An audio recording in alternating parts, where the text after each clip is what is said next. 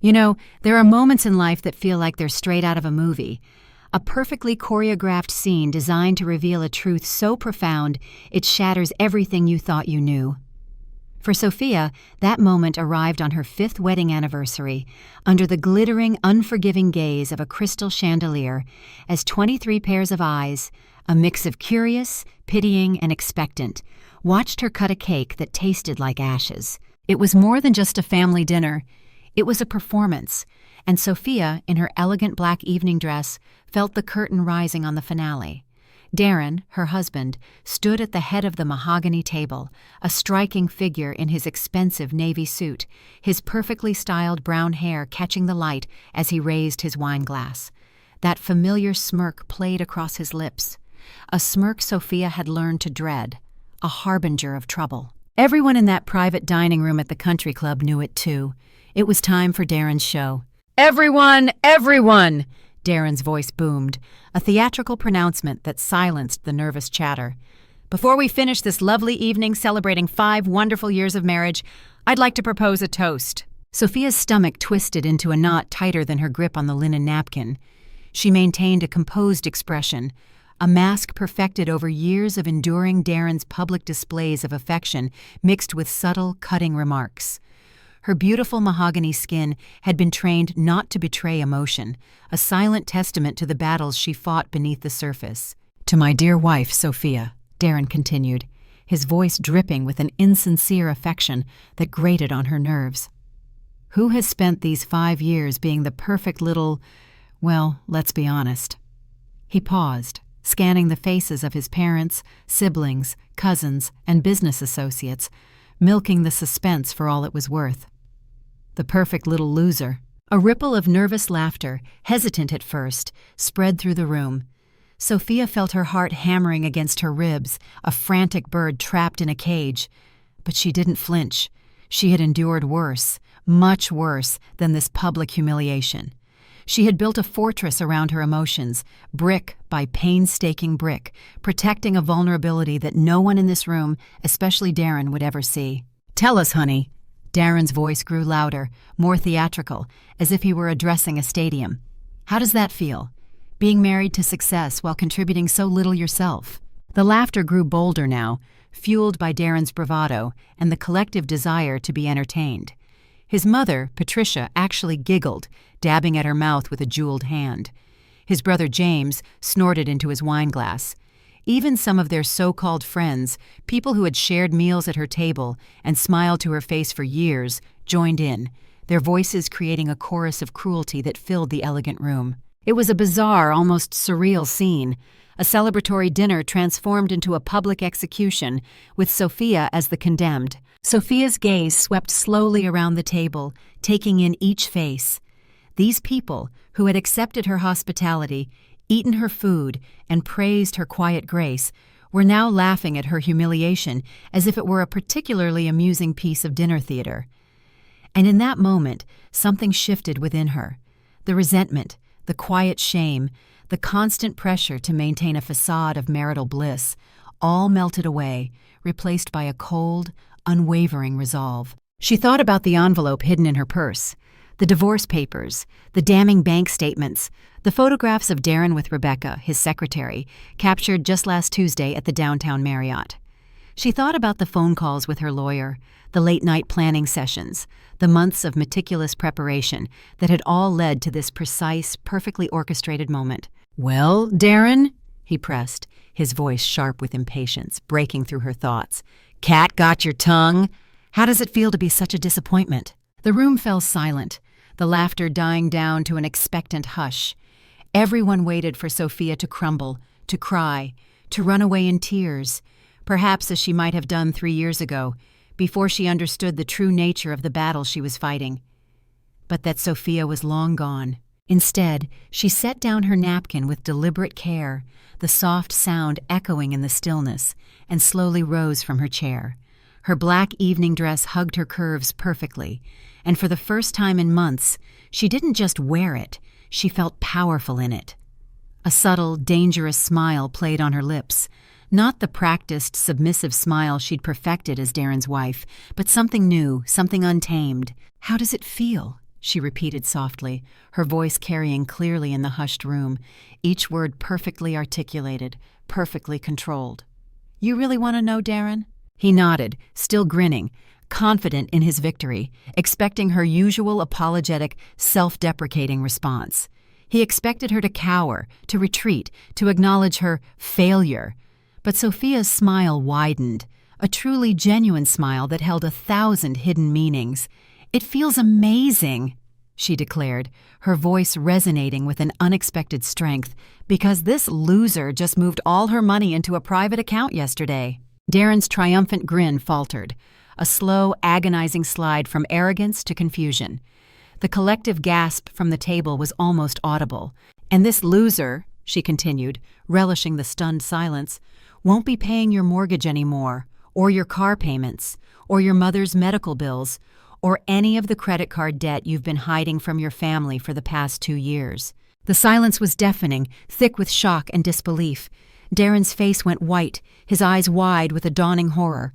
What are you talking about?" he stammered, his confident facade cracking like brittle glass. "I'm talking about the fact that every single bill in this family has been paid by my real estate consulting business for the past 3 years, Sophia stated, her voice calm, professional, utterly unshakable. "Every dinner at this club, every vacation, every designer suit you're wearing right now, all funded by the woman you just called a loser in front of your entire family." The impact was instantaneous. Patricia Henderson's wine glass slipped from her fingers, shattering against her plate, the crash punctuating Sophia's words. James stopped laughing entirely, his mouth hanging open in a silent "oh." The other guests looked confused, their faces a mixture of bewilderment and dawning comprehension, trying desperately to process what they were hearing. Their smug entertainment had just turned into a public spectacle of their own making. "That's impossible," Darren stammered, finally finding his voice, though it was weak and reedy. "You make $65,000 a year at your father's firm," Sophia interrupted, her voice still calm, professional, utterly devoid of emotion. "And you spend twice that much trying to impress people. I've been covering the difference, but not anymore." She reached into her purse, her movements deliberate and precise, and pulled out a manila envelope, setting it on the table next to the anniversary cake, a stark contrast to the festive confection. "Divorce papers," she announced, the words hanging heavy in the air, "along with documentation of your affair with Rebecca Martinez, which violates our prenuptial agreement's fidelity clause." Darren lunged forward, a raw, primal instinct to seize the incriminating documents, but Sophia stepped back smoothly, anticipating his move. "Don't touch those documents, Darren. My lawyer has copies of everything." "You can't do this," he whispered, his voice breaking, his carefully constructed world crumbling around him. "We're married. What's yours is mine." "Actually, what's mine is mine," Sophia corrected him, a hint of steel in her tone. "I was very careful about that."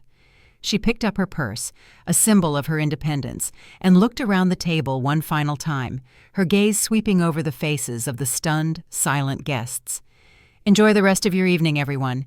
The anniversary dinner is paid for, my final gift to the Henderson family." With that, she turned and walked toward the door, her heels clicking confidently against the marble floor, each step a testament to her newfound freedom. Behind her, chaos erupted, voices raised in confusion and anger, Patricia Henderson sobbing openly, Darren shouting her name in a desperate, broken roar. At the doorway, Sophia paused, turning back, a final, perfectly delivered blow. "Oh, and Darren," she called out, her voice clear and cutting, "Rebecca might want to know that the Mercedes you've been driving to your little hotel meetings, it's being repossessed tomorrow, along with everything else I've been paying for." The last thing she heard as the door closed behind her was the sound of Darren Henderson's world falling apart, a symphony of shattered illusions and belated realizations. It was the sound of a woman reclaiming her life, her power, and her future. This kind of public spectacle, while dramatic, rarely happens in isolation. It's the culmination of a long, often silent battle against a subtle, insidious form of abuse, financial control. We often think of abuse in terms of physical or emotional violence, but financial manipulation can be just as devastating, stripping individuals of their independence, their self-worth, and their ability to escape. Sophia's story is a stark reminder that beneath the surface of seemingly perfect lives, hidden struggles are often playing out. Her outward composure at the dinner wasn't just resilience. It was the strategic calm of a warrior who had been preparing for this battle for months. 3 months earlier, Sophia had been organizing Darren's home office, a task she'd somehow inherited despite working 60-hour weeks building her own highly successful business. It was a Tuesday, a day when Darren claimed to be working late on a big client presentation. As she prepared his dry cleaning, a hotel receipt fluttered from his jacket pocket. The Marriott downtown, room service for 2, champagne. The date was Tuesday. The details, small as they were, painted a picture of betrayal she had suspected for months, but had been unable to confirm. Her hands hadn't shaken. She'd felt an eerie calm, almost relief. Finally, proof. A tangible piece of evidence that validated the nagging doubts, the subtle shifts in his behavior, the late nights that never quite added up. That evening, instead of confronting him, instead of succumbing to the raw pain of betrayal, Sophia went to her laptop.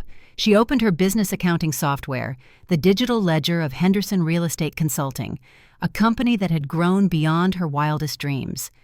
What started as a side project, helping friends navigate the daunting process of buying their first homes, had quietly evolved into a full-service consultancy. She now worked with major developers across 3 states, shaping skylines and building communities, all while Darren socialized and claimed credit for a life he didn't earn. The numbers, laid bare on her screen, told a story she had been unconsciously avoiding. In the past year alone, her business had earned an astonishing $450,000. Darren's salary at his father's architectural firm? A paltry $65,000. And even that was a generous sum, retained only because his father couldn't bring himself to fire his own son for chronic underperformance.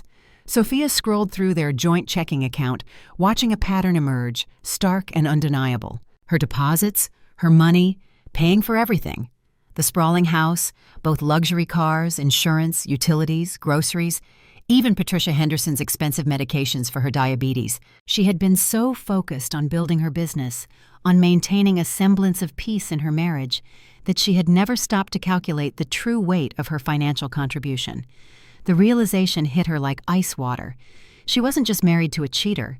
She was married to a financial parasite, a man who had built his entire lifestyle on her hard-earned success, all while diminishing her worth. That night, lying in bed next to Darren's satisfied snoring, Sophia made a decision. There would be no immediate confrontation, no tearful pleas, no demands for explanations that would inevitably be met with lies. Instead, she would plan. She would meticulously unravel the web of deceit, securing her future and dismantling his with the same strategic precision she applied to her business dealings. This wasn't about revenge in the emotional sense. It was about justice, about self-preservation, and about reclaiming the power that had been subtly, systematically eroded over years. The next morning, Sophia called her college roommate, Lisa, now a sharp forensic accountant. Their coffee meeting was less a reunion and more a clandestine strategy session. "I need to understand exactly where my money has been going for the past 5 years," Sophia had explained, her voice steady, "and I need to understand it in a way that will hold up in court." Lisa had looked concerned. "Sophia, what's going on?" "I'm getting divorced," Sophia confessed. "I just haven't told my husband yet." Working with Lisa, Sophia spent weeks uncovering the full scope of Darren's financial dependence and deception. He had maxed out 3 credit cards she didn't even know about, all in his name, but with her as an authorized user, making her technically responsible for the debt. He had borrowed money from his brother James, supposedly for business investments that never materialized. He had even convinced his parents to co-sign a loan for what he claimed was office equipment, but the money had actually gone toward a lavish weekend trip to Vegas with Rebecca. "He's been living like a wealthy man on your income," Lisa had explained, showing Sophia spreadsheet after spreadsheet, each line item a fresh betrayal. Classic financial abuse. He's isolated you from your own finances by making you feel responsible for supporting everyone. Sophia had admitted, "I didn't even realize it. It happened so gradually." "That's how it works," Lisa confirmed, her expression grim. "They probably start small, asking you to cover dinner because they forgot their wallet, having you pay for groceries because it's more convenient, then bigger things. Before you know it, you're funding his entire lifestyle while he takes credit for providing for the family." This insidious progression is a common thread in countless stories of financial manipulation. It rarely begins with grand theft. It's a slow erosion of financial autonomy, masked by convenience, love, or even necessity.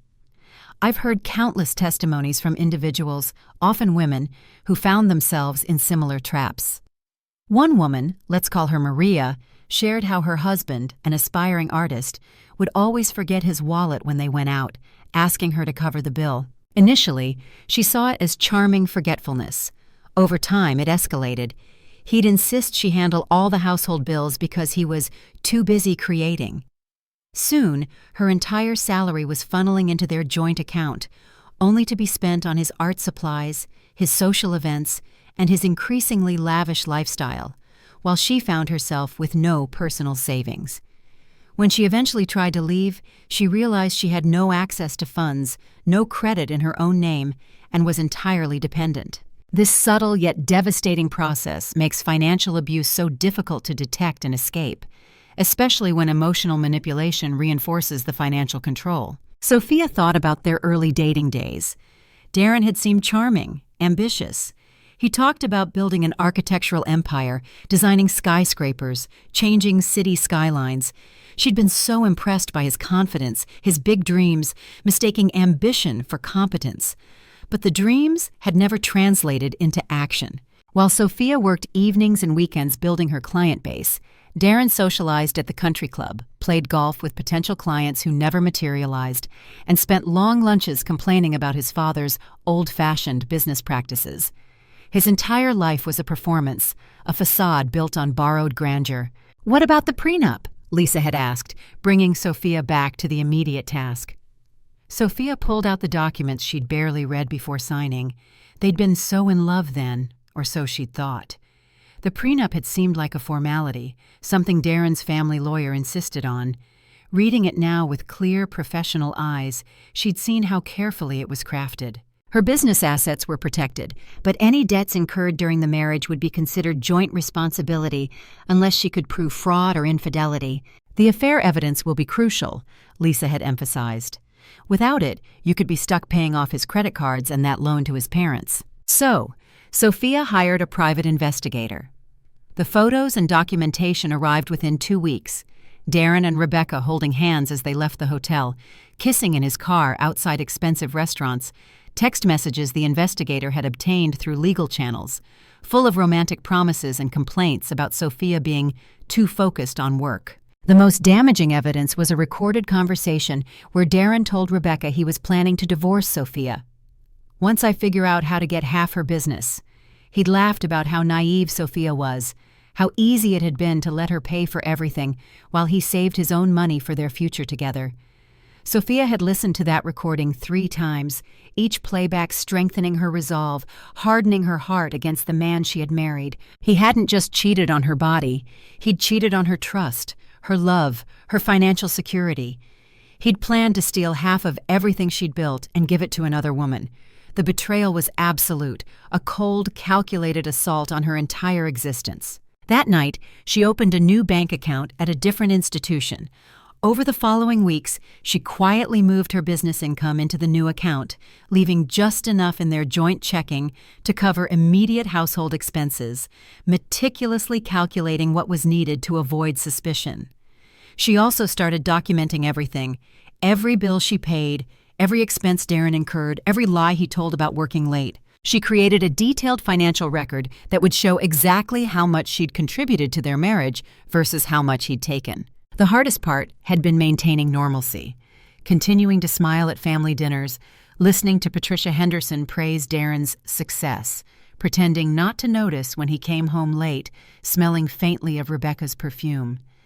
But every fake smile, every swallowed insult, Every moment of pretense had been building toward that anniversary dinner, toward the look of absolute shock on Darren's face when he realized his perfectly controlled wife had been planning his destruction for months. As Sophia had walked away from that dinner, she'd felt lighter than she had in years. Phase 1 was complete. Now, the real work would begin. The morning after the anniversary dinner, Sophia woke up in her downtown hotel suite, feeling more refreshed than she had in months. Sunlight streamed through the floor-to-ceiling windows, illuminating the city skyline she'd helped shape through her real estate work. For the first time in years, she'd slept through the night without worry, without the gnawing anxiety that had become her constant companion.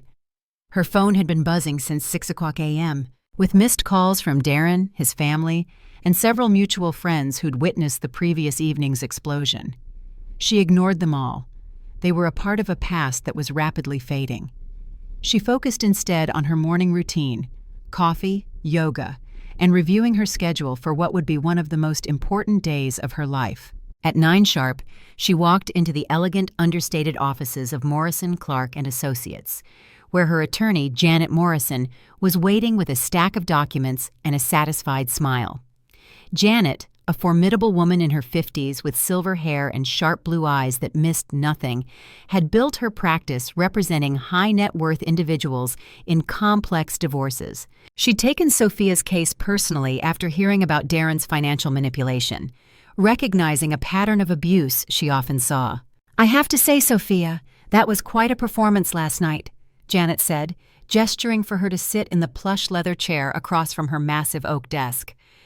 "My phone started ringing at 11 p.m. with calls from other attorneys. Word travels fast in this city's legal community." Sophia accepted the cup of tea Janet's assistant offered. "How bad is the fallout?" she asked, a clinical detachment in her voice. "Catastrophic," Janet replied, a faint smirk playing on her lips. "I've already received 3 calls this morning from creditors who heard about the separation. Apparently, Darren's been telling people for months that his wealthy wife would cover any payment issues. Now they're all demanding immediate payment." Janet spread several documents across her desk. "The beauty of your approach is that you documented everything. Every payment you made, every bill you covered, every lie he told about his income. This isn't just a divorce, Sophia. It's a case study in financial fraud." Sophia studied the papers, bank statements, credit reports, business records, all painting a clear, undeniable picture of Darren's deception. "What about his claim on my business assets?" "Completely invalid," Janet confirmed, her voice firm. "Your prenuptial agreement specifically protects any business you owned before marriage or developed independently during marriage.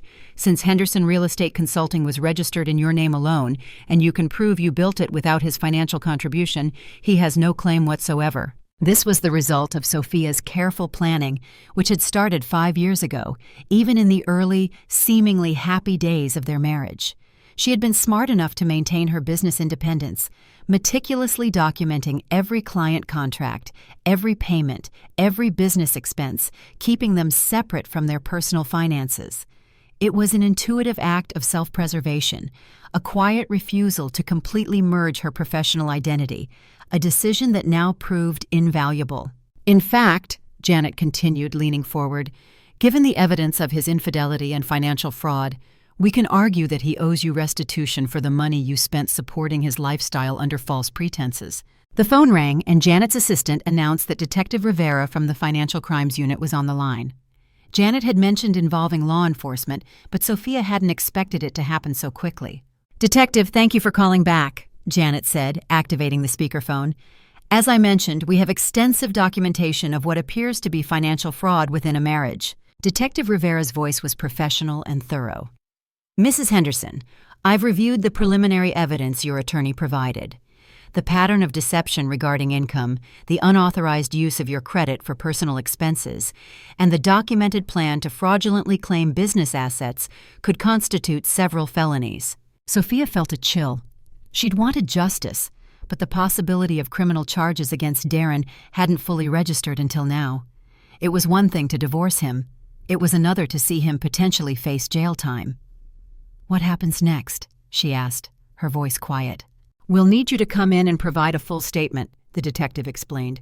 "Bring all your documentation, bank records, business files, any communications where he misrepresented his financial situation to creditors or family members. If we can establish a pattern of deliberate fraud, we can pursue charges." After the call ended, Janet leaned back in her chair, observing Sophia carefully. "You don't have to pursue criminal charges, Sophia.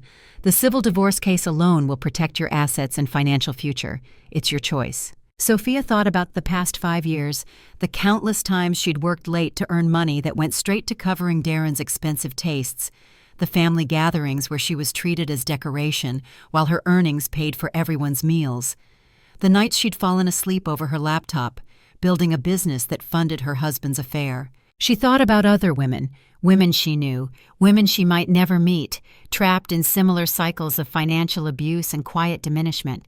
This wasn't just about her anymore. "I want to pursue every option," she said firmly, her voice resolute.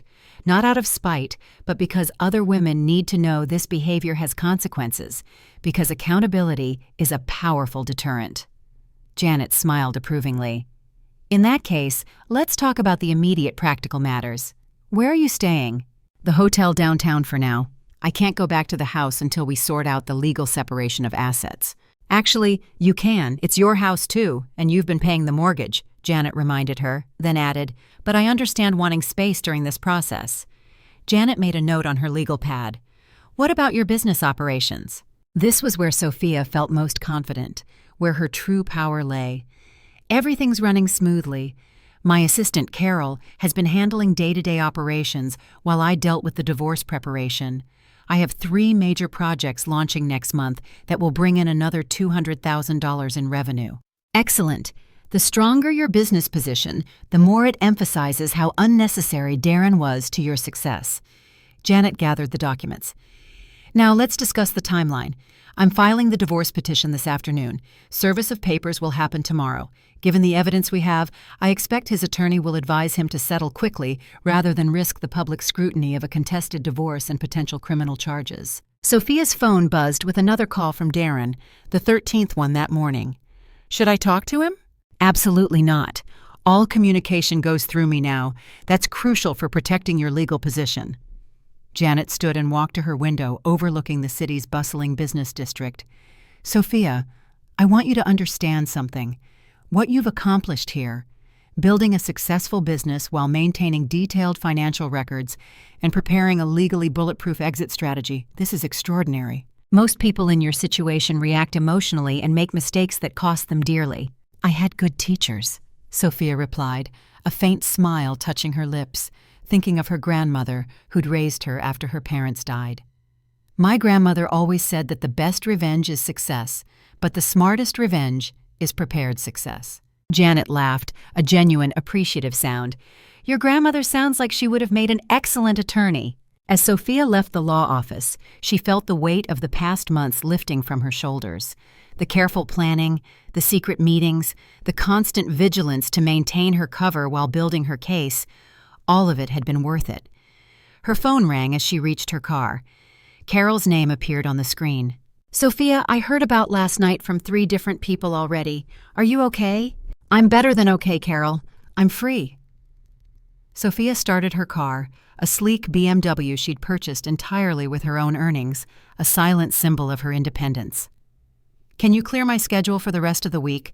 I need to handle some personal matters, but I'll be back to full focus on Monday." "Of course. And Sophia, that Morrison Heights project we've been waiting to hear about? They called this morning. We got it. All 12 buildings, full consultation and management contract. It's the biggest deal in the company's history." Sophia laughed, feeling genuinely happy for the first time in months.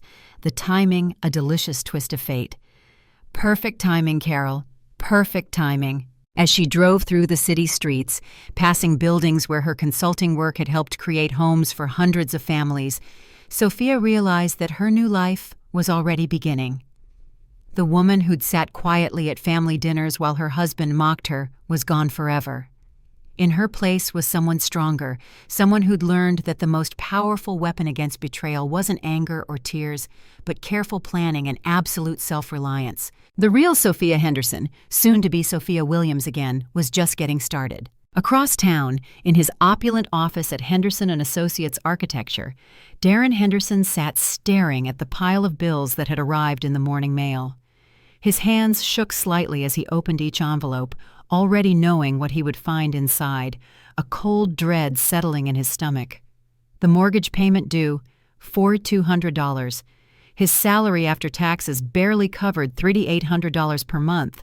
The car payment for the Mercedes, $1,150. He'd convinced the dealer his wealthy wife would handle the payments. Credit card minimum payments, $2,800 across 4 different cards she didn't even know about. His mother's diabetes medication and medical bills, $1,900 monthly. The country club membership and restaurant tabs, $850. The numbers swam before his eyes, a dizzying spiral into financial ruin. Without Sophia's income, he was short by over $6,000 every single month. He'd been living in a fantasy, spending money he didn't have because he'd assumed it would always be there, a bottomless well funded by Sophia's quiet diligence. His desk phone rang, startling him from his frantic calculations. "Darren, it's your mother." Patricia Henderson's voice was strained, barely controlled, laced with an unfamiliar edge of fear. "We need to talk, now." 20 minutes later, Darren sat in his parents' lavish living room, facing the combined fury of his mother and father. Patricia looked older than her 68 years, her usually perfect appearance showing the strain of the past 18 hours. His father, Robert Henderson, a man whose measured tone had terrified Darren since childhood, spoke first. "Explain to me, Darren, how my son has been lying to his entire family about his financial situation." Darren tried to summon the confidence that had always gotten him out of trouble before, but it felt hollow, forced. "Dad, Sophia was being dramatic. She's upset about you cheating on her." "About you planning to steal her business." Patricia's voice cracked, tears streaming down her cheeks. "About you lying to us for years." The private investigator's report, it seemed, had already been shared with the family's attorney, who'd called Robert Henderson at 7 a.m. to discuss the potential legal implications for the entire family. "I called the pharmacy this morning," Patricia continued, her voice trembling. "They said our account is past due. The insulin I need to stay alive, Darren. They won't fill my prescription." This hit Darren harder than anything else. His mother's diabetes had been a family crisis for 3 years. The expensive medications and treatments had stretched everyone's budget, but somehow the bills had always been paid. He'd never questioned how. "I'll figure something out," he said weakly, desperately searching for a solution that wasn't there. "With what money?"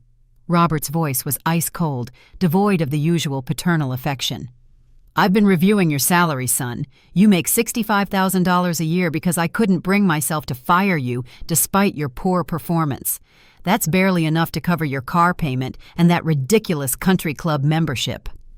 The truth was more humiliating than Darren had imagined. His father had been carrying him at the firm, giving him a salary far above his actual contribution, and even that hadn't been enough to fund his profligate lifestyle. "James called this morning, too," Patricia added, her voice still trembling.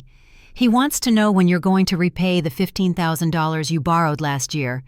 He said you told him it was for business equipment, but we all know now that was a lie." Darren's brother, James, had always been the successful one, a doctor with a thriving practice and a stable marriage. The $15,000 had actually gone toward the down payment on the Mercedes and a romantic weekend trip to Paris with Rebecca. The layers of his deceit were peeling away, exposing the pathetic reality beneath. The phone rang, and Robert answered with a curt greeting. His expression grew darker as he listened. "That was the country club," he announced after hanging up, his voice grim. "Your membership account is 3 months behind. They're suspending your privileges immediately." This was a social death sentence in their circle. The country club was where Darren conducted business, socialized with clients, and maintained his image as a successful architect. Without it, he would be invisible in the community that had defined his very identity. "There's more," Robert continued, his voice heavy. "I spoke with our family attorney this morning. If Sophia pursues criminal charges for financial fraud, it could implicate the entire family. Anyone who benefited from money that was obtained through deception could be considered complicit." Patricia gasped, her hand flying to her mouth. "What does that mean?" It means every medical bill Sophia paid for you, Patricia, every family dinner she funded, every loan payment she covered. All of it could be evidence in a criminal case, Robert explained, his gaze fixed on Darren. We could be forced to pay restitution. Darren felt the walls closing in. He'd never intended for his family to be hurt by his choices. The deception had started small, a convenient truth bending here and there, and snowballed beyond his control until it became a monstrous avalanche. His phone buzzed with a text message from Rebecca. Need to talk. Can't meet today. Things are complicated at work. Even Rebecca was distancing herself. Yesterday, she'd been planning their future together. Today, she was making excuses. His world was not just falling apart, it was actively abandoning him. I need to go, Darren said, standing abruptly, a desperate need to escape the suffocating reality. Where? Patricia asked desperately, her voice cracking. Darren, what are we going to do about my medications? He didn't have an answer. For the first time in his life, the charm and manufactured confidence that had always solved his problems were utterly useless. He was facing adult consequences with no real adult skills, no true competence to fall back on. He was a child in a man's suit, and his charade was over. Driving back to his office in the Mercedes that would be repossessed within days, Darren tried calling Sophia one more time. The call went straight to voicemail, as all the others had. Sophia, please. I know you're angry, but we can work this out. I made mistakes, but we're married. We're supposed to support each other through difficult times. Call me back, please. He knew how pathetic he sounded, but desperation was replacing pride. He was begging, a sensation utterly alien and deeply humiliating. Back at his office, Darren found his father waiting for him, a manila folder on the desk. Your employment at Henderson & Associates is terminated immediately, Robert said formally, his voice devoid of emotion. This is your final paycheck and a severance package equivalent to 2 weeks' salary. After 30 years of building this firm's reputation, I won't allow it to be destroyed by association with financial fraud. Darren stared at the check, $1,300 after taxes. It wouldn't even cover half of his monthly car payment. Dad, you can't. I can, and I am.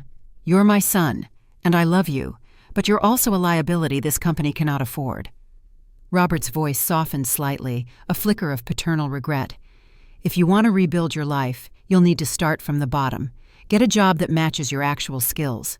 Find an apartment you can actually afford. Learn what it means to live within your means. After his father left, Darren sat alone in the office he'd occupied for 8 years.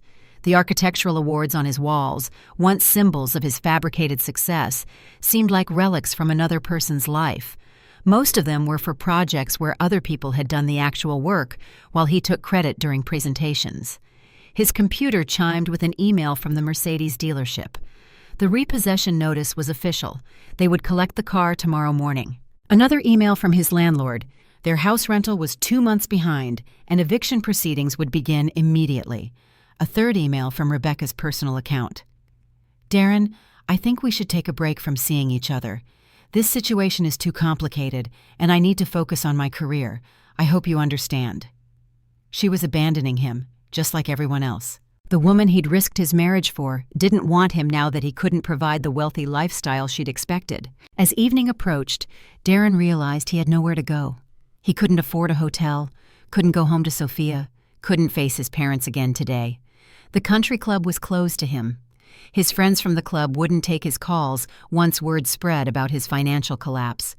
He drove the Mercedes one last time to the parking garage of a downtown office building and sat in the darkness, trying to understand how completely his life had fallen apart in less than 24 hours. His phone showed 17 missed calls from various creditors, 3 voicemails from collection agencies, and 1 text from his brother James. Dad told me what happened. You need professional help, Darren. This isn't just about money.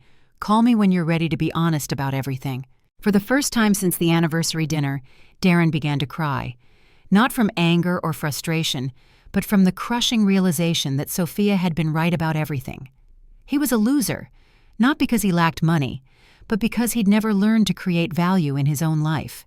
He'd built his entire identity around spending other people's money and taking credit for other people's work. Now, stripped of those illusions, he had to face the terrifying question of who he actually was underneath all the lies.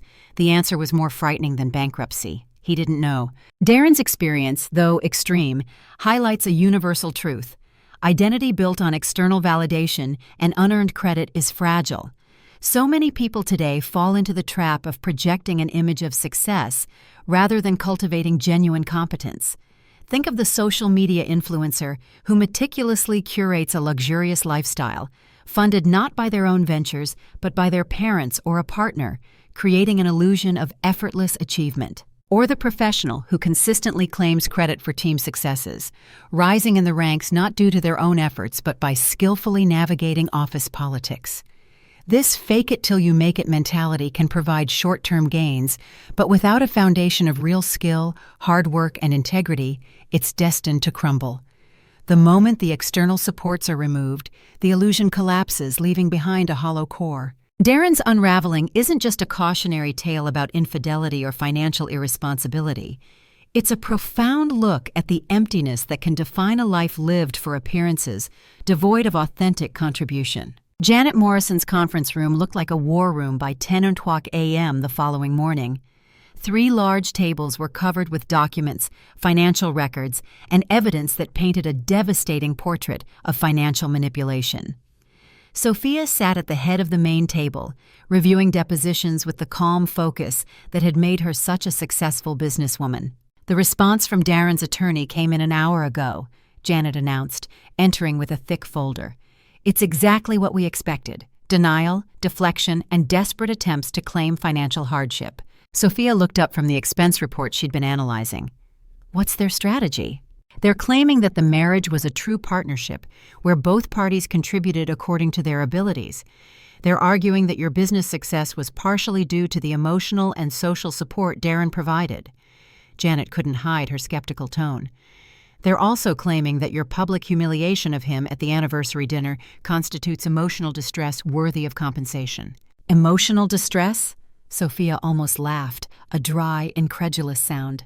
He cheated on me, stole from me, and mocked me in front of his entire family, but somehow I caused him emotional distress? It's a standard desperate play, Janet explained. When you have no real legal ground to stand on, you attack the other party's character and hope something sticks. Janet spread out several documents, the sheer volume of paper a testament to Sophia's meticulousness. But here's why it won't work. We have documentation of every single financial transaction for the past 5 years. Every dollar you earned, every bill you paid, every lie he told to creditors about his income. The evidence is overwhelming. Sophia had been meticulous in her record-keeping, partially from her innate business training and partially from an intuitive sense that she might need protection someday. Bank statements showed her business income being deposited and immediately transferred to cover household expenses.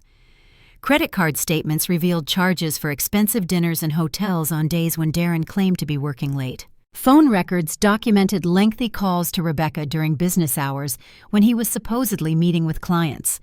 The truth, in black and white, was irrefutable. The private investigator's report is particularly damaging, Janet continued, opening another folder. Not only do we have photographic evidence of the affair, but we have recorded conversations where Darren explicitly discusses his plan to divorce you and claim half your business assets. Sophia had listened to those recordings only once. Hearing Darren laugh about her naivety, describing her as too focused on work to notice what's really going on, had been more painful than discovering the affair itself. The betrayal of trust was complete, a cold, calculated dismantling of her love and respect. What about his claim that he contributed to my business success? Janet smiled grimly. We have your business formation documents, all filed before your marriage.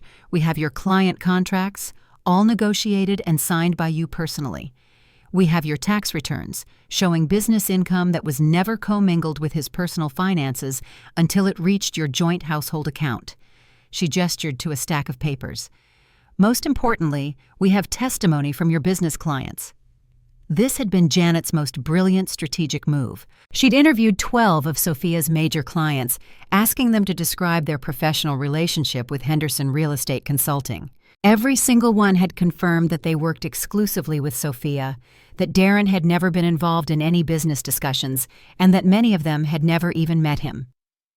Mrs. Patricia Williams from the Morrison Heights Development Project was particularly clear, Janet read from her notes. She said, "I've worked with Sophia for 3 years on multiple projects worth millions of dollars. I didn't even know she was married until I saw her wedding ring. Her husband has never been mentioned in any professional context." The phone rang, and Janet's assistant announced that Detective Rivera was ready for their conference call about the criminal investigation. "Mrs. Henderson," Detective Rivera's voice came through the speakerphone, "I've completed my review of the financial evidence you provided. We have sufficient documentation to pursue charges of wire fraud, identity theft, and financial exploitation." Sophia felt a mix of satisfaction and sadness. She'd never wanted to destroy Darren, but his actions had left her no choice. The consequences were, quite simply, his own making. "The most serious charge involves the unauthorized use of your credit and business reputation to secure loans and credit lines," the detective continued. "We found evidence that he used your business name and financial information to guarantee debts without your knowledge or consent." This was news to Sophia. "What kind of debts?" "A business loan for $50,000, supposedly for office equipment for Henderson Real Estate Consulting. The money was actually used to pay off his personal credit cards and fund the European trip he took with his girlfriend last fall." Sophia's blood ran cold. She remembered that trip. Darren had claimed it was a business conference in London. She'd even helped him prepare his presentation materials, never suspecting he was actually planning a romantic getaway with Rebecca. "There's also evidence of tax fraud," Detective Rivera added.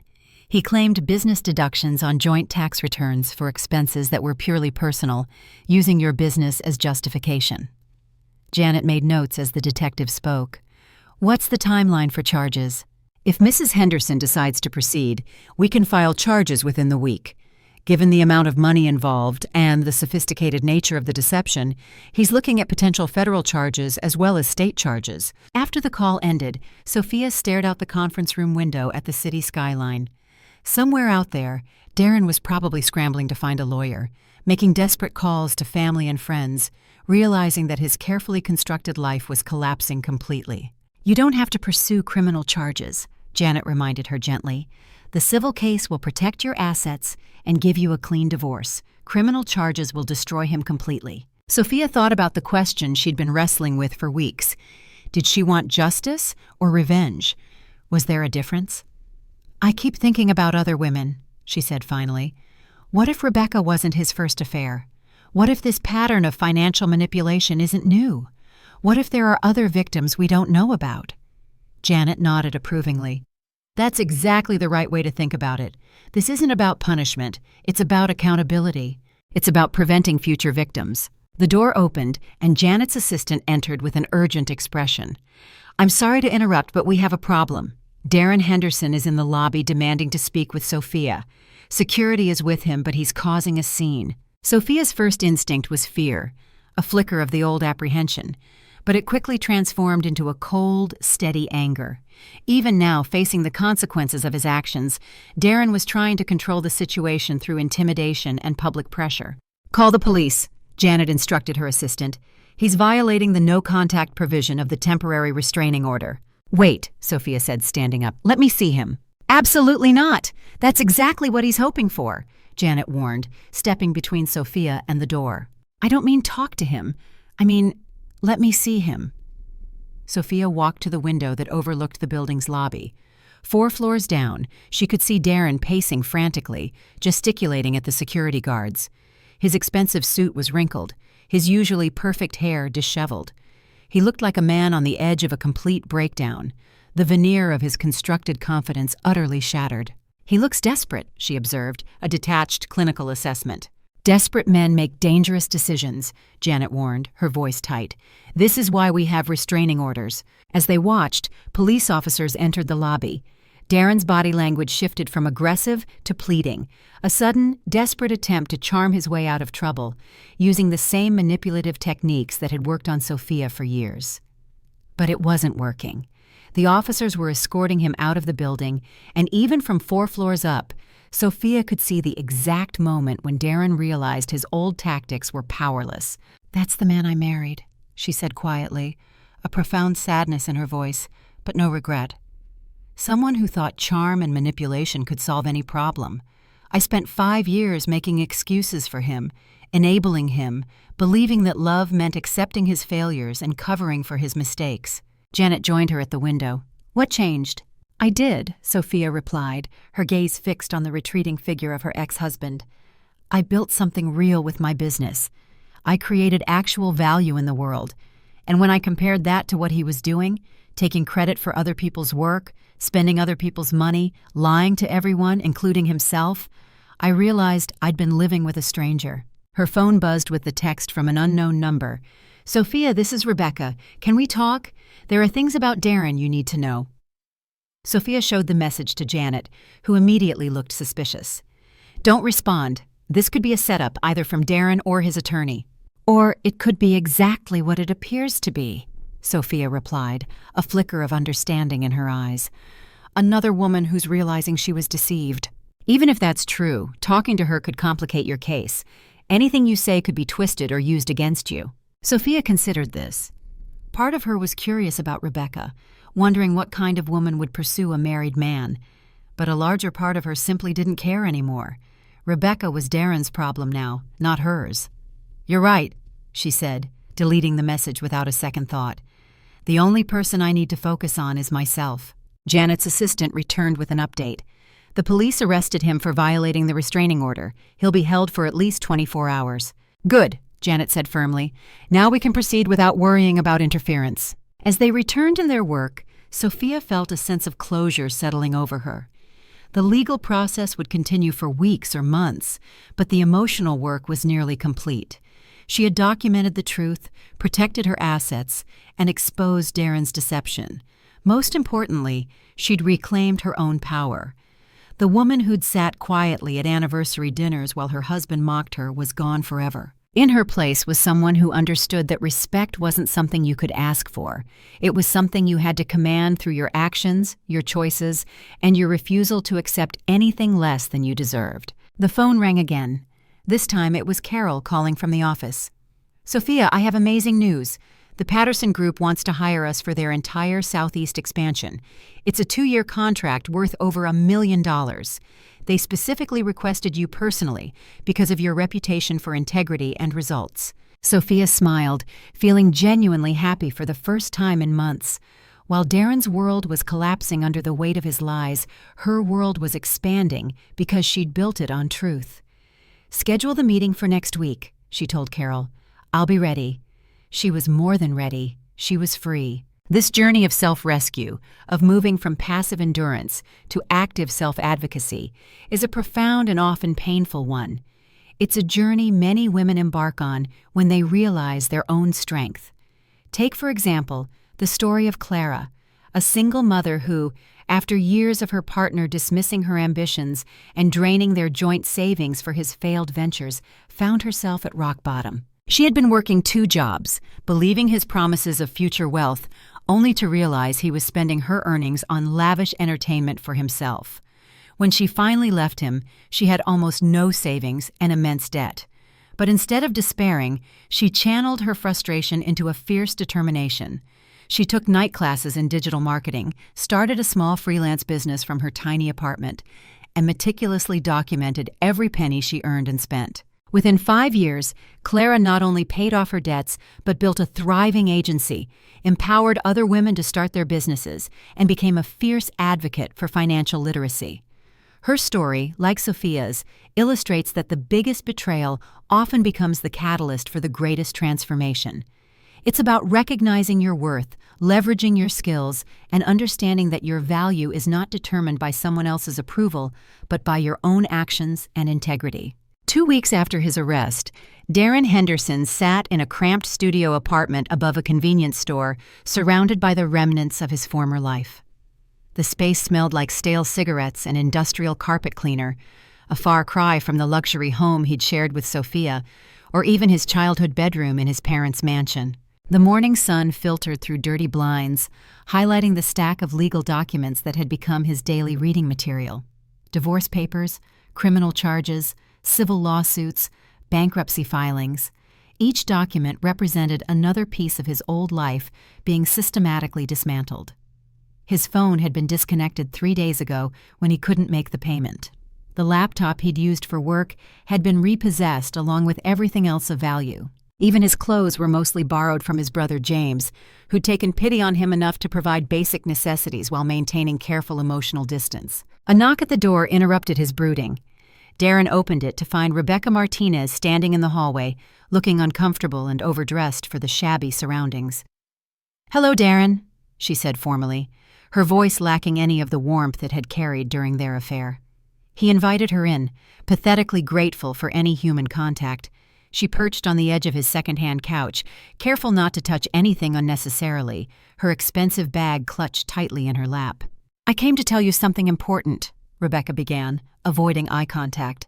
"I've been offered a position with another firm. I'm leaving Henderson & Associates." Darren felt a flicker of his old confidence, a desperate attempt to grasp at familiar illusions.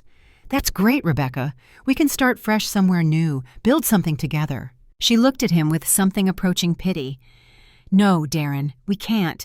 There is no we anymore." The words hit him like physical blows. Rebecca had been his fantasy escape from reality, the promise of a different life where he could be the successful man he'd always pretended to be. "But we talked about this," he said desperately. "After the divorce, we were going to what? Live on your $65,000 salary? Except you don't even have that anymore." Rebecca stood up, smoothing her designer skirt, the disdain in her voice cutting through him. "Darren, I thought you were successful. I thought you had money. I thought you could provide the kind of life I wanted." The brutal honesty was almost refreshing after years of manipulation and lies. "I can rebuild," he offered weakly, his voice a pathetic plea. "Start over, prove myself." "With what? You have no real skills. You've never actually accomplished anything on your own. Everything you had came from your wife or your father, and now they're both done with you." Rebecca walked to the window and looked out at the parking lot where his repossessed Mercedes used to sit. "Do you want to know something?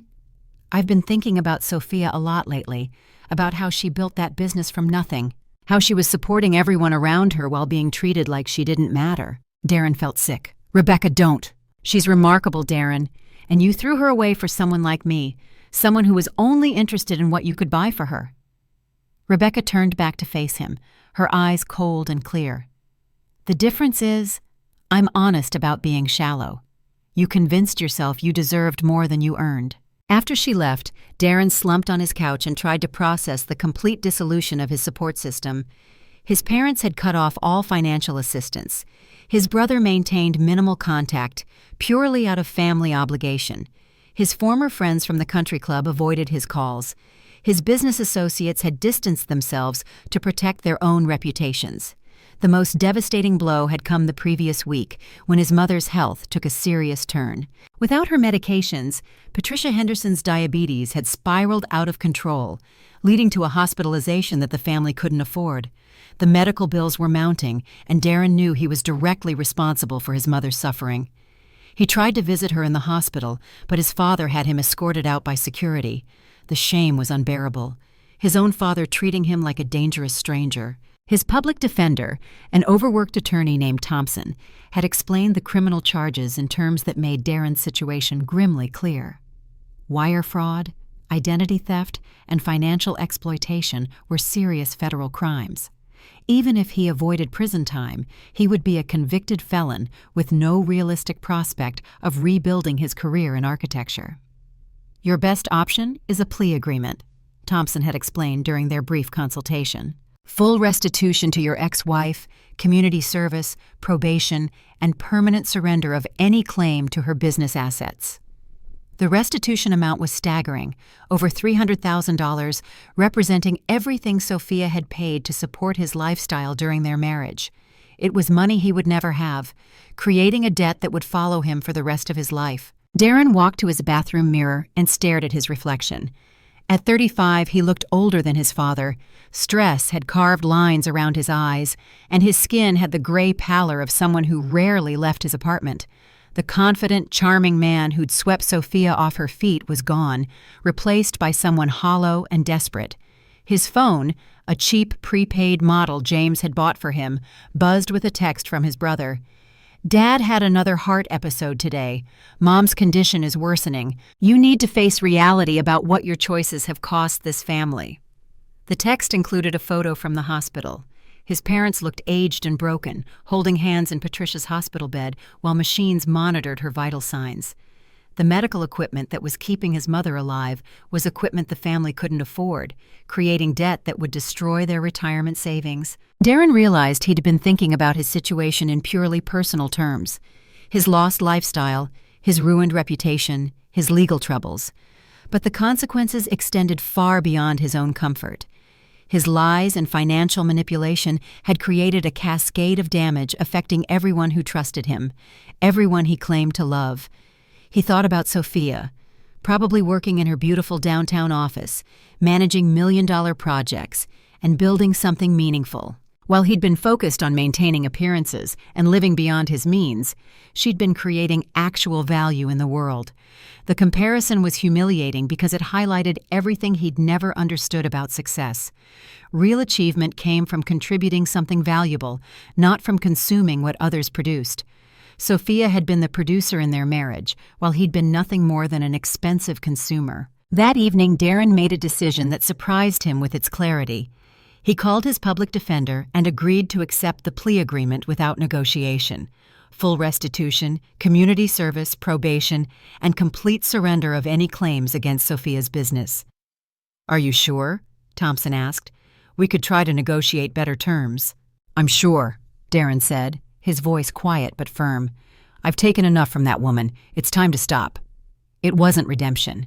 That would require actually rebuilding his life and proving he could contribute something positive to the world. But it was the first honest decision he'd made in years. As he hung up the phone, Darren felt something he hadn't experienced since the anniversary dinner, a moment of genuine clarity about who he really was and what he'd done. It was painful, but it was real. The fantasy version of himself, the successful architect, the charming husband, the worthy man, was finally dead. What emerged from its ashes would depend entirely on whether he could learn to build something authentic from the ground up. For the first time in his adult life, Darren Henderson was completely alone with the truth about himself. And that, terrifying as it was, might be the only foundation solid enough to support whatever came next. Darren's rock bottom is a poignant example of what happens when a person's identity is built on a house of cards. His story resonates with the idea that genuine self-worth isn't found in external trappings, fancy cars, lavish dinners, or a prestigious job title, but in the internal landscape of integrity, honesty, and contribution.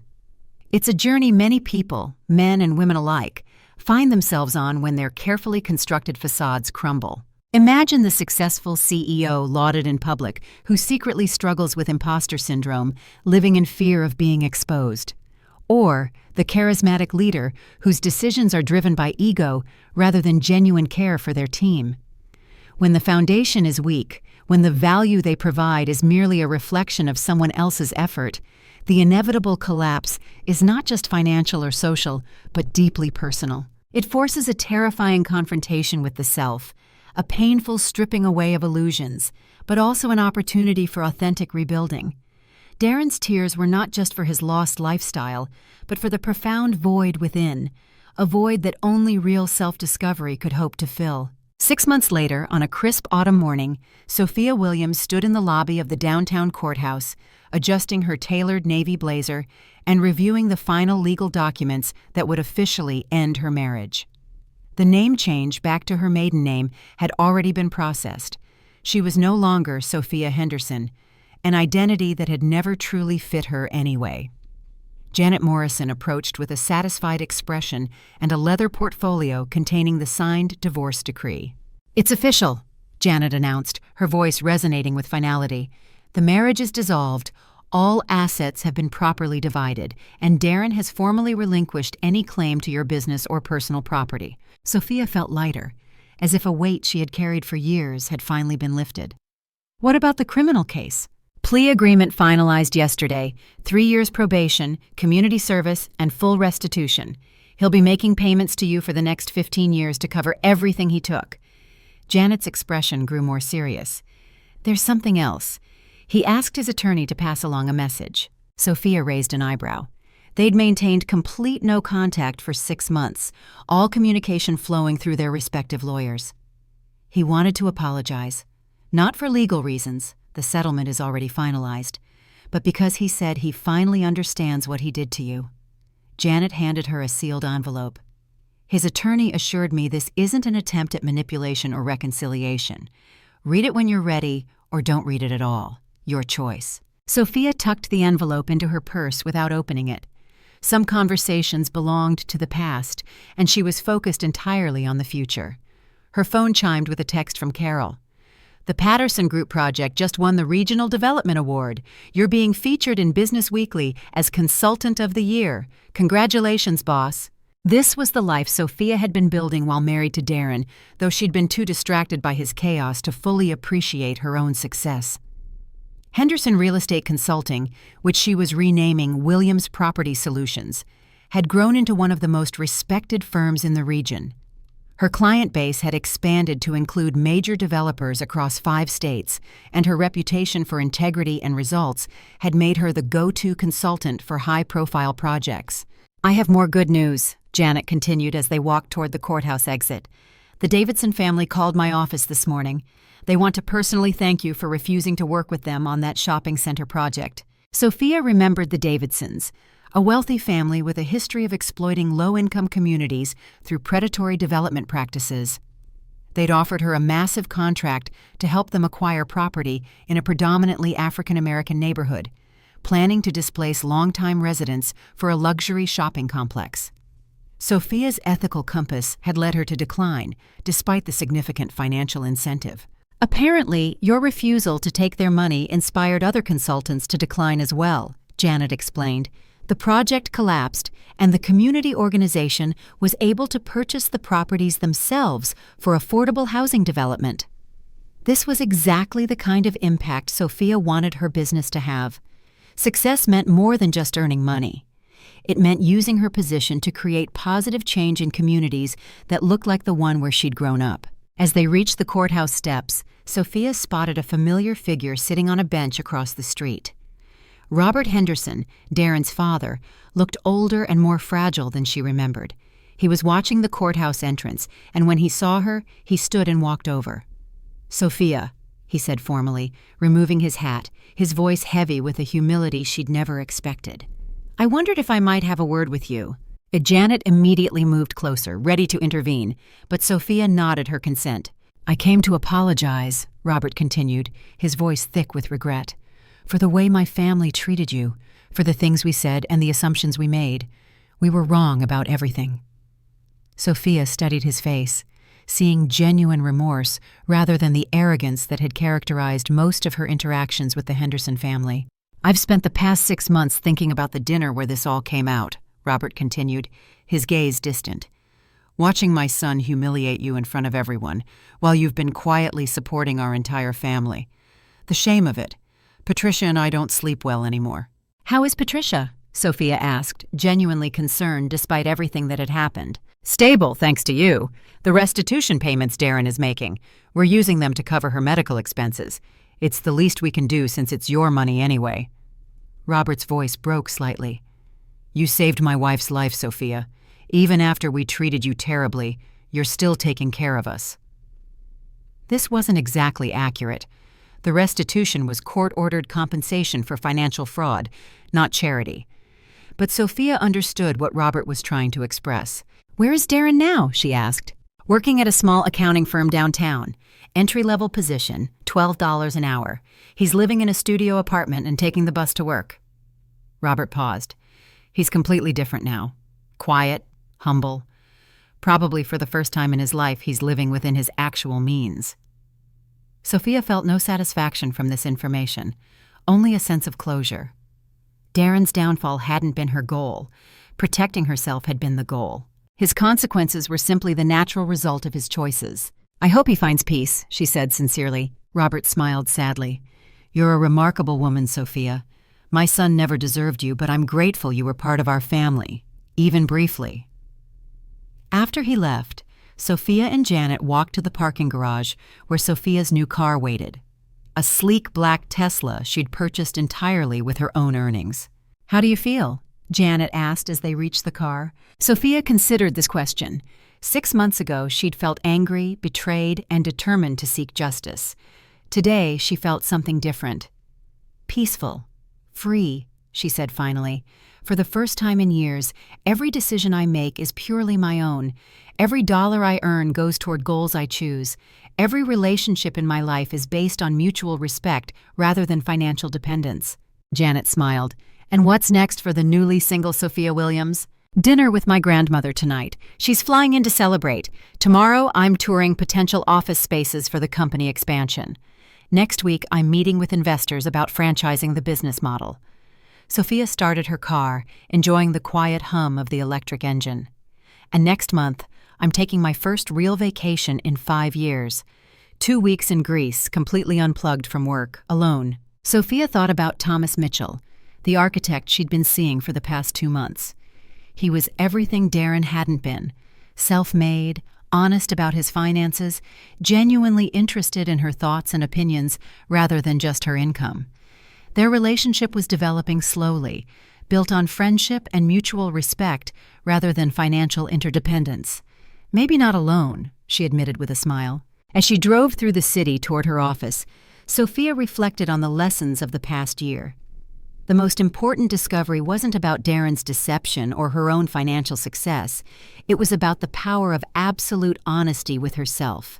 For years, she'd made excuses for Darren's failures, convinced herself that love meant accepting someone's weaknesses, and prioritized keeping peace over demanding respect. The woman who'd sat quietly at anniversary dinners while her husband mocked her had been, in a way, complicit in her own diminishment. But that woman was gone. In her place was someone who understood that true partnership meant finding someone who enhanced your life rather than consuming it. Someone who knew that respect wasn't something you could negotiate or earn through sacrifice. It was something you commanded through your actions and refused to live without. The phone rang as she pulled into her office parking garage. Thomas's name appeared on the screen. "How did it go today?" His warm voice filled the car. "It's over," Sophia said, surprising herself with how good those words felt. "Officially, legally, completely over." "Congratulations! Are you ready for the celebration dinner I promised you?" Sophia laughed, feeling genuinely happy for the first time in longer than she could remember. "I'm ready for everything, Thomas. Absolutely everything." As she walked into her office building, passing the directory that would soon read Williams Property Solutions instead of Henderson Real Estate Consulting, Sophia Williams felt the full power of a life lived entirely on her own terms. The best revenge, as her grandmother had always said, was success. But the sweetest victory was the freedom to define success for herself. 1 year after the divorce, Sophia Williams stood in the floor-to-ceiling windows of her new office suite, watching the sunrise paint the city skyline in shades of gold and pink. Williams Property Solutions occupied the entire 23rd floor of the Morrison Building, with views stretching to the horizon in every direction. The transformation had been remarkable. What started as a small consulting business run from her home office had evolved into a full-service property development firm with 35 employees and projects in 12 states. The company's success wasn't just measured in revenue, though the 8-figure annual income was satisfying, but in the positive impact they were having on communities across the region. "The Portland team is ready for your video conference," Carol announced from the doorway. As Sophia's business had grown, Carol had evolved from an assistant to the director of operations, managing day-to-day functions while Sophia focused on strategic development and client relationships.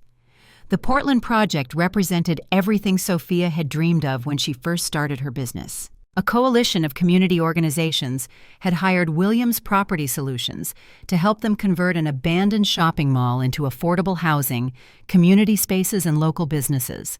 It was exactly the kind of work that made financial success feel meaningful. During the video conference, Sophia listened as the Portland team presented their progress.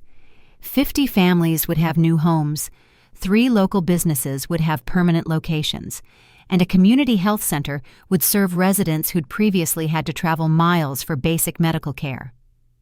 "The City Council approved our proposal unanimously," the project manager reported, beaming. They're calling it a model for sustainable community development that other cities want to replicate. After the call ended, Sophia allowed herself a moment of quiet satisfaction. This was what she'd been building towards, success that extended beyond personal achievement to create lasting positive change. Her phone chimed with a text from Thomas. Lunch at 1? Mitchell had become more than just the architect partnering with her on various developments. Over the past 8 months, their professional collaboration had grown into a personal relationship based on mutual respect, shared values, and genuine compatibility. Unlike her marriage to Darren, this relationship enhanced both their careers rather than creating conflict between professional and personal goals. At lunch, Thomas spread architectural drawings across their table at a quiet downtown restaurant. His dark eyes were bright with excitement as he explained his latest design concepts. "The Seattle waterfront development could be our most ambitious project yet," he said, pointing to detailed sketches. "Mixed-income housing, commercial spaces, public parks, and a community college extension campus. It's everything we've talked about, profitable development that actually improves people's lives." Sophia studied the drawings, impressed by Thomas's ability to create beautiful spaces that served practical community needs. This was another difference between him and Darren. Thomas built things that lasted, while Darren had spent his career taking credit for other people's work. "The city wants us to present to the Planning Commission next month," Thomas continued. "If we get approval, it's a 2-year project worth about $12 million. We? Sophia smiled at his unconscious use of the plural pronoun. Thomas looked slightly embarrassed. "I mean, if you want a partner on it. I know Williams Property Solutions has plenty of opportunities without taking on my projects." "Thomas, your projects are exactly the kind of work I want to be doing. The question is whether you're ready to be business partners as well as—" She paused, still cautious about defining their personal relationship too quickly, "as well as whatever this is between us." Thomas reached across the table and took her hand, his touch warm and steady. "Sophia, I've never met anyone who challenges me to be better at everything I do, professionally, personally, ethically. If you're willing to build something together, I'm all in." The sincerity in his voice reminded Sophia of how different this felt from her relationship with Darren. Thomas wasn't trying to charm or manipulate her. He was simply being honest about his feelings and his hopes for their future. That evening, Sophia drove to her grandmother's house for their weekly dinner together. Eleanor Williams, 83 years old and still sharp as steel, had been Sophia's anchor throughout the divorce and business expansion. "You look happy, baby girl," Eleanor observed as they sat on her front porch after dinner, watching neighborhood children play in the street. "Truly happy, not just successful." "I'm happy, Grandma. For the first time in years, I feel like I'm living my actual life instead of trying to fit into someone else's expectations." Eleanor nodded approvingly. "That Henderson boy never deserved you, but I'm glad he showed his true colors before you wasted any more years on him."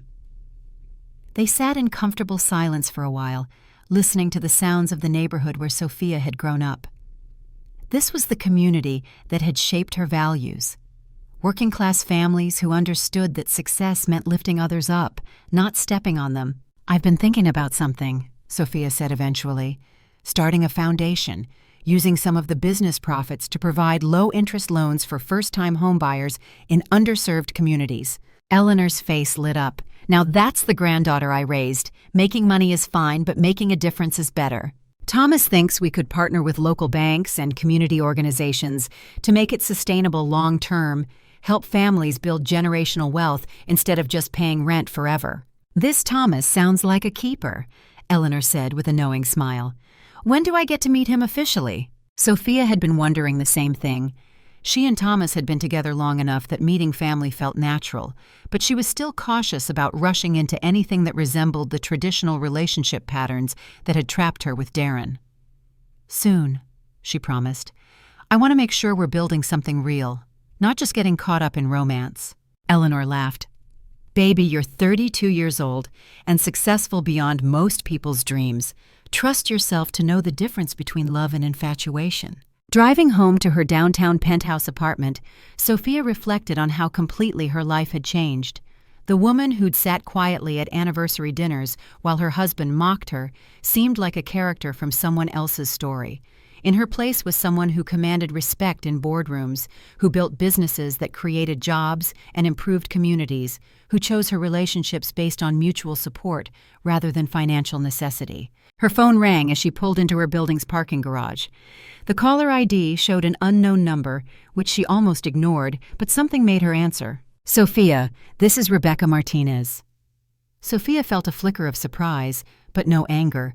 Rebecca belonged to her past, and the past had lost its power to hurt her. "Hello, Rebecca. What can I do for you?" "I wanted to apologize. I know it's been over a year, and I know an apology doesn't change anything, but I needed to say it." Rebecca's voice was hesitant, uncertain. "I was selfish and thoughtless. I knew Darren was married, and I convinced myself it didn't matter because I wanted what he seemed to offer." Sophia waited, curious to hear what had prompted this call. "I've been seeing a therapist," Rebecca continued, "trying to understand why I make such destructive choices in relationships. She helped me realize that I owed you an apology, not for Darren's sake, but for my own." "I appreciate that, Rebecca, but you don't owe me anything. Darren made his choices, and you made yours. I'm responsible for my choices, which ultimately led me to a much better life." "That's what I heard. I read about your business in the newspaper. You're doing amazing things." There was genuine admiration in Rebecca's voice, which surprised Sophia. She'd expected defensiveness or jealousy, not respect. "Thank you. I hope you're finding what you're looking for, too." After the call ended, Sophia realized she felt nothing but mild sympathy for Rebecca. The anger, betrayal, and pain that had once consumed her thoughts were completely gone, replaced by focus on the future she was building. As she settled into her apartment, a space she designed entirely to her own tastes, filled with art from local artists and furniture chosen for comfort rather than status, Sophia opened her laptop to review plans for the foundation she wanted to establish. The Williams Family Foundation would focus on home ownership assistance, small business loans for women entrepreneurs, and educational scholarships for first-generation college students. It would be funded by her business success, but designed to create opportunities for others to build their own success. This was what freedom looked like: the power to choose how to spend her time, her money, and her energy based on her own values and goals. No one else's expectations, no one else's limitations, no one else's definition of what her life should be. As she worked late into the evening, designing a future that excited her more than any past she could imagine, Sophia Williams understood that the best revenge truly was success. But the greatest victory was the freedom to define success entirely for herself. 2 years after the anniversary dinner that changed everything, Sophia Williams walked into the grand ballroom of the Riverside Hotel for the annual Regional Development Awards ceremony.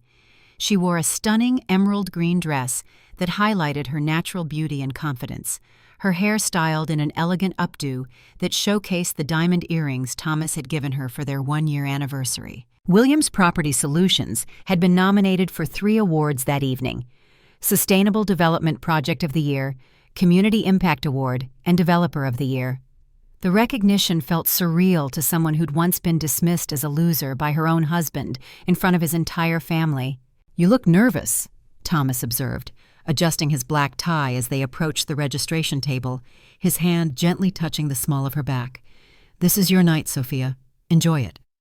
She smiled at him, still amazed by how different it felt to have a partner who celebrated her success rather than feeling threatened by it.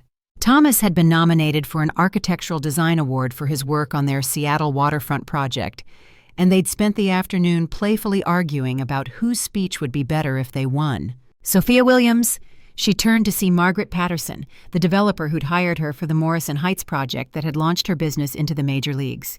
Margaret was approaching with a broad smile and another woman Sophia didn't recognize.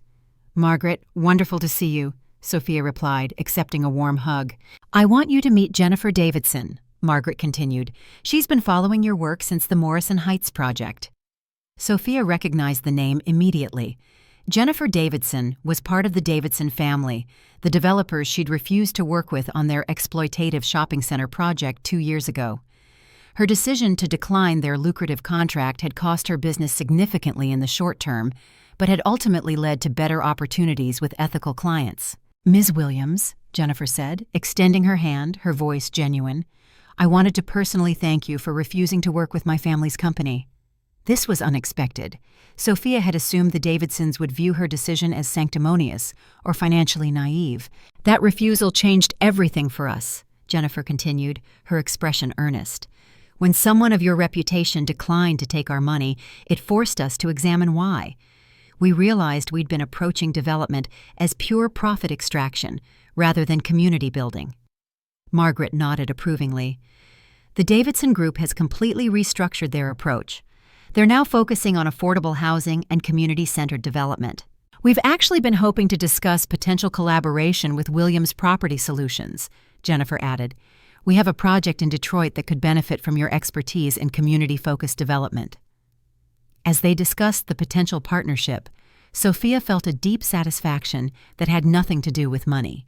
Her decision to prioritize ethics over profit had not only protected her integrity, but had influenced other developers to reconsider their practices. This was the kind of impact she dreamed of having. The conversation was interrupted by a commotion near the ballroom entrance. Sophia looked over to see a familiar figure being questioned by hotel security. Darren Henderson, wearing an ill-fitting suit that had clearly been purchased from a discount store, was arguing with the security guards who were checking guest credentials. "I'm supposed to be here," Darren was saying, his voice carrying the desperate edge Sophia remembered from their final confrontations. "I work for Morrison & Associates. We're a sponsor." Thomas followed her gaze and immediately stepped closer protectively. "Do you want to leave?" "No," Sophia said calmly, her voice steady. "This is my night. He doesn't get to diminish it." She watched as the security guards escorted Darren away from the main entrance. He looked older, thinner, and completely defeated. The confident swagger that had once defined his personality was gone, replaced by the hunched shoulders and darting eyes of someone who'd learned to expect rejection. Margaret and Jennifer had noticed the disturbance as well. "Isn't that your ex-husband?" Margaret asked quietly. "Former husband," Sophia corrected. "That part of my life is completely finished." As they moved into the ballroom, Sophia spotted several other familiar faces from her past. Patricia and Robert Henderson were seated at a table near the back, both looking significantly older than she remembered. Patricia caught her eye and offered a small apologetic wave, which Sophia acknowledged with a polite nod. The evening proceeded beautifully. Williams Property Solutions won all 3 awards they'd been nominated for, and Thomas won the Architectural Design Award for the Seattle project. When Sophia took the stage to accept the Developer of the Year award, she looked out at an audience filled with colleagues, clients, and friends who respected her professional achievements. 2 years ago, she began, her voice carrying clearly through the ballroom sound system, I learned that success isn't about how much money you spend or how impressive you look to others. Real success is about creating value for your clients, your community, and yourself. She paused, catching sight of Darren lingering near the service entrance, apparently having convinced someone to let him observe from the back of the room. He was watching her, and for the first time, Sophia felt no anger, only a detached empathy for his obvious pain. The projects we celebrate tonight represent more than profitable development. They represent families who have homes, communities that have gathering spaces, and neighborhoods that have economic opportunities. When we build with integrity and purpose, everyone benefits. The applause was thunderous. As Sophia returned to her table, she felt genuinely proud of what she'd accomplished. Not just the business success, but the positive impact her work was having on real people's lives. During the networking reception that followed, she found herself approached by a young woman she didn't recognize. "Miss Williams, I'm Sarah Chin, a reporter with Business Weekly. I'm working on a feature about women entrepreneurs who've overcome personal challenges to build successful businesses. Would you be willing to be interviewed?" Sophia considered the request. She generally avoided publicity about her divorce, preferring to let her professional work speak for itself. "I'm particularly interested in your story because several sources mentioned that you built your business while dealing with a difficult marriage situation," Sarah continued. "Your experience might inspire other women who are facing similar challenges." "What kind of sources?" Sophia asked, curious about what version of her story was circulating. "Former employees at Henderson & Associates, community leaders who've worked with you, other business owners who've heard about your situation through professional networks." Sarah showed her a notepad filled with research notes. The consistent theme is that you quietly built something remarkable while being undervalued and undermined at home. Sophia glanced across the room where Thomas was deep in conversation with several other architects. This was exactly the kind of supportive professional environment she'd never had with Darren. Colleagues who celebrated each other's achievements rather than competing or feeling threatened. "I'll consider it," Sophia told Sarah. "But I want to focus on the business aspects rather than personal drama. The story isn't about my ex-husband's failures. It's about what's possible when you refuse to accept less than you deserve." As the evening wound down, Sophia and Thomas made their way toward the exit. Near the coat check, they encountered Darren one final time. He was standing alone, clearly waiting for an opportunity to approach her. "Sophia," he said quietly as they passed, "could I speak with you for just a moment?" Thomas immediately moved closer, ready to intervene, but Sophia placed a gentle hand on his arm. "It's okay," she told Thomas. "Give us a minute." Thomas stepped a few feet away, close enough to intervene if needed, but far enough to give them privacy. Darren looked terrible up close.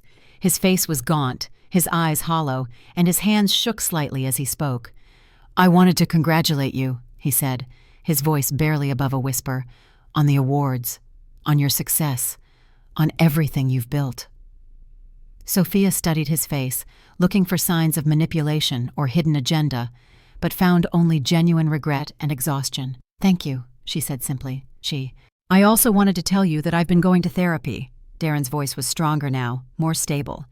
"Court mandated at first, but I've continued on my own. I'm learning about the damage I caused, not just to you, but to everyone around me." "I'm glad you're getting help, Darren. I know I don't deserve forgiveness, and I'm not asking for it. I just wanted you to know that I understand now what I threw away. Not just the money or the lifestyle, but the chance to be married to someone extraordinary."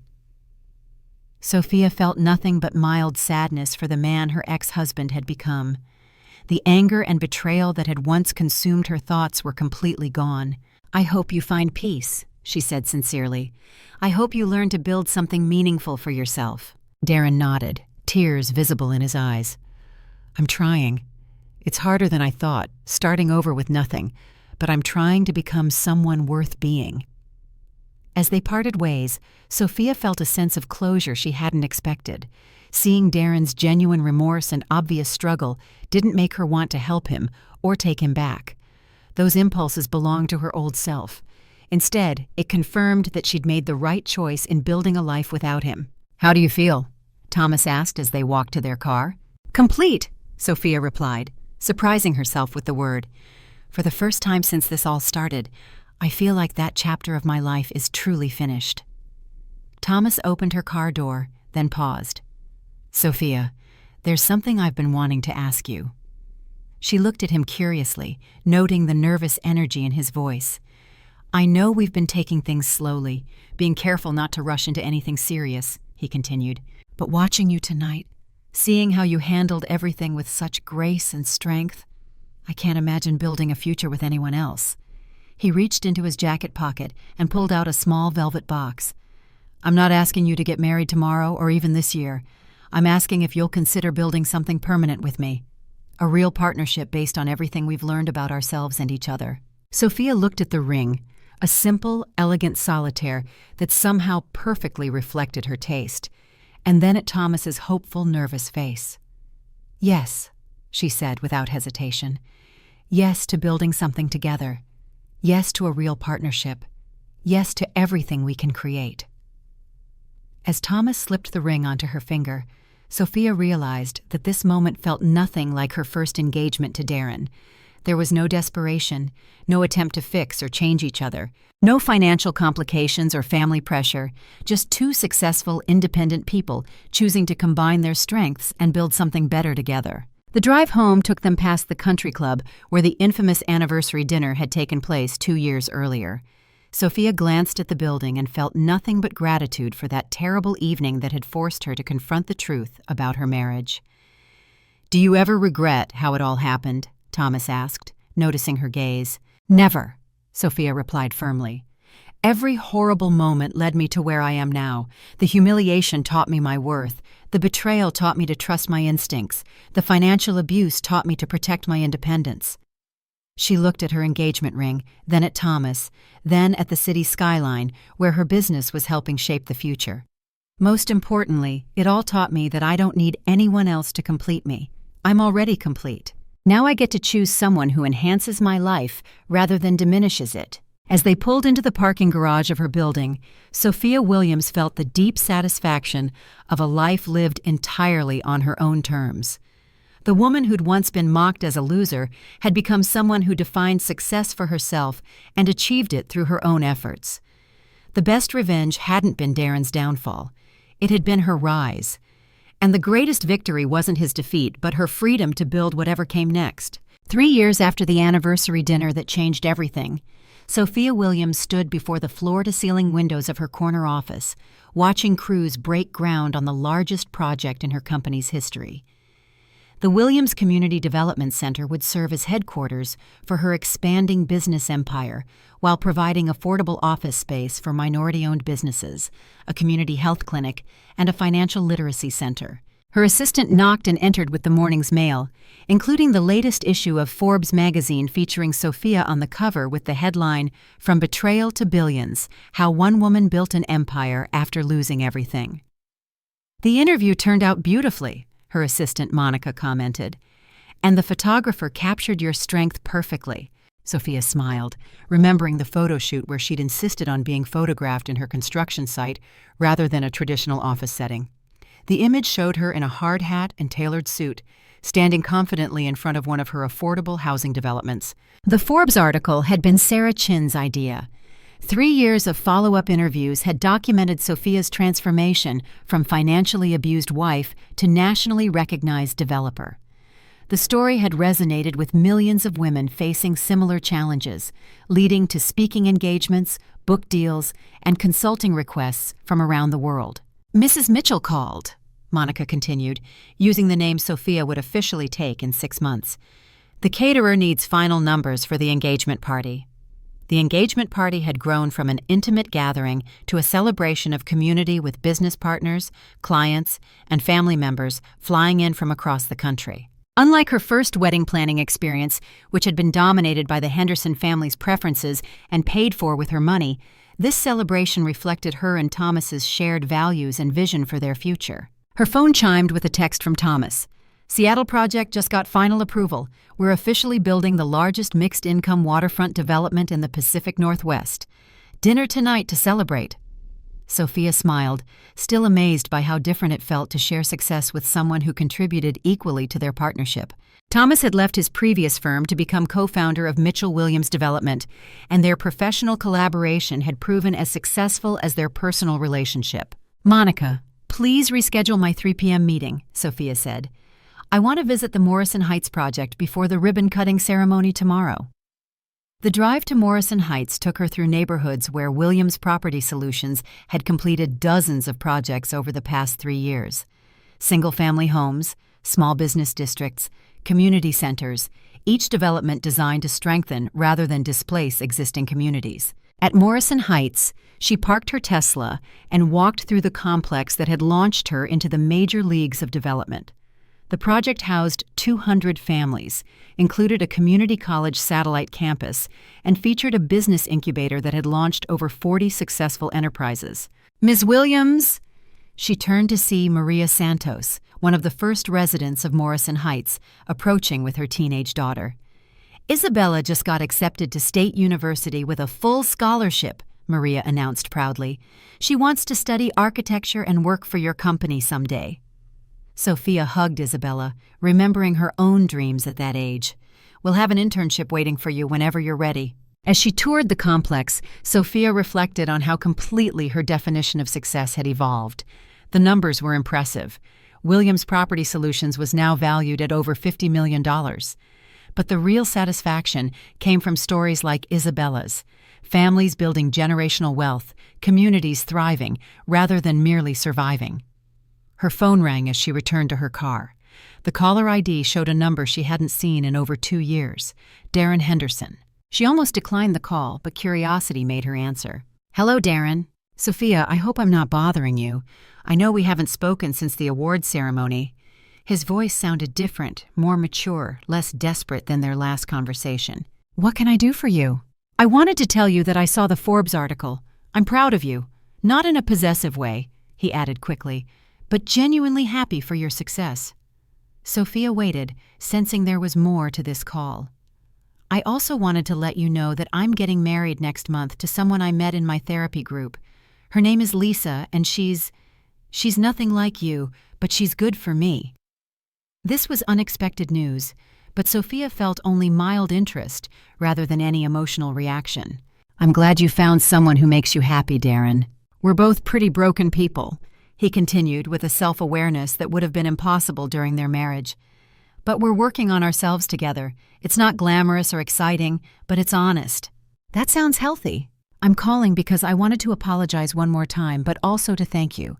If you hadn't exposed my lies and forced me to face consequences, I would never have gotten the help I needed. I would have kept destroying everyone around me." Sophia considered this perspective. She'd never thought of her actions as helping Darren, only protecting herself, but perhaps accountability had been exactly what he needed. "I hope your marriage is built on honesty and mutual respect," she said sincerely. "It is. We both know what it's like to lose everything because of our own poor choices. Neither of us wants to go through that again." After the call ended, Sophia realized she felt nothing but indifference toward her former husband's life. The anger, hurt, and betrayal that had once consumed her thoughts were completely gone, replaced by focus on her own future and the people who mattered to her now. That evening, she met Thomas at their favorite restaurant to celebrate the Seattle approval. The space was intimate and unpretentious, chosen for its excellent food rather than its ability to impress others, another difference from her relationship with Darren. "I have news too," Sophia announced over dessert. "The Williams Foundation received approval for tax-exempt status. We can officially start providing homeownership loans next month." Thomas raised his wine glass. "To the Williams Foundation, which is going to change thousands of lives. To the Mitchell Williams Development Company, which is going to prove that profitable development and community benefit aren't mutually exclusive." As they toasted their shared future, Sophia reflected on the journey that had brought her to this moment. The woman who'd sat quietly at anniversary dinners while her husband mocked her seemed like a character from someone else's story. "I got another call today," she told Thomas, "from a television producer who wants to turn my story into a movie." Thomas laughed. "Let me guess.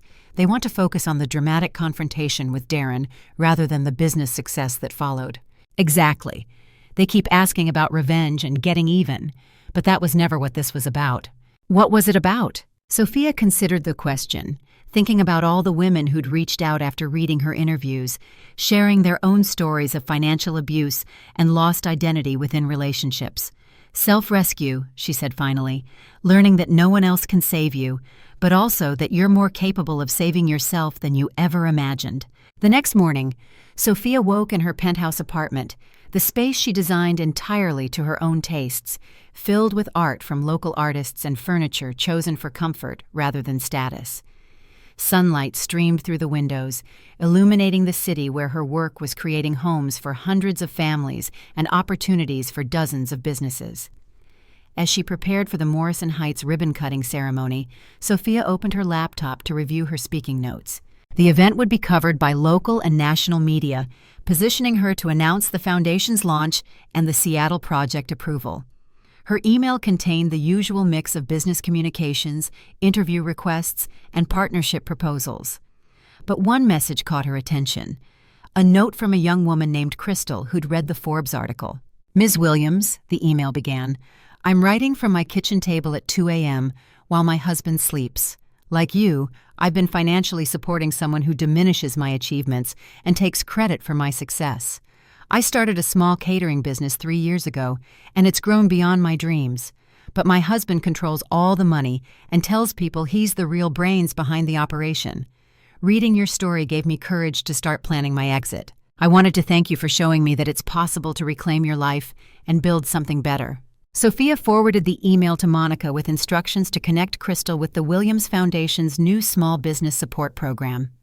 This was exactly why she'd agreed to share her story publicly, not for revenge or publicity, but to show other women that financial abuse didn't have to be permanent and that success was possible even after betrayal. The ribbon-cutting ceremony was a celebration of community transformation. Local officials, residents, business owners, and media representatives gathered to tour the complex and hear speeches about sustainable development and economic empowerment. When Sophia took the microphone, she looked out at the crowd and saw faces that represented her true success. Families who had homes, entrepreneurs who had businesses, children who had safe places to play and study. 3 years ago, she began, I learned that the most important question you can ask yourself isn't, what do I deserve, but what am I willing to build? She paused, thinking about the journey from that devastating anniversary dinner to this moment of celebration and community impact. We can't control what other people do to us, but we have complete control over what we do next. Today, we celebrate not just new buildings, but new possibilities for the families who live here, for the businesses that will grow here, and for everyone who refuses to accept less than their worth. The applause was warm and sustained. As Sophia cut the ribbon, officially opening the Morrison Heights Community Center, she felt the deep satisfaction of a life lived entirely on her own terms. After the ceremony, Thomas joined her for the drive back to downtown. The late afternoon sun cast long shadows across the city, where their combined efforts were helping shape a more equitable future. Any regrets? Thomas asked, a question that had become their private joke. Only that it took me so long to realize my own power, Sophia replied, the same answer she always gave. That evening, she stood once again at her office windows, looking out at the city skyline, where construction cranes marked the locations of her various projects. Tomorrow would bring new challenges, new opportunities, new chances to prove that success built on integrity was more lasting than success built on deception. Her phone buzzed with a text from her grandmother.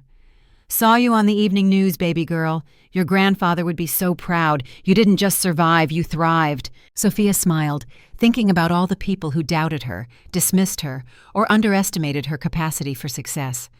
The greatest victory wasn't their recognition of her achievements. It was her complete indifference to their opinions. She'd learned the most important lesson of her life.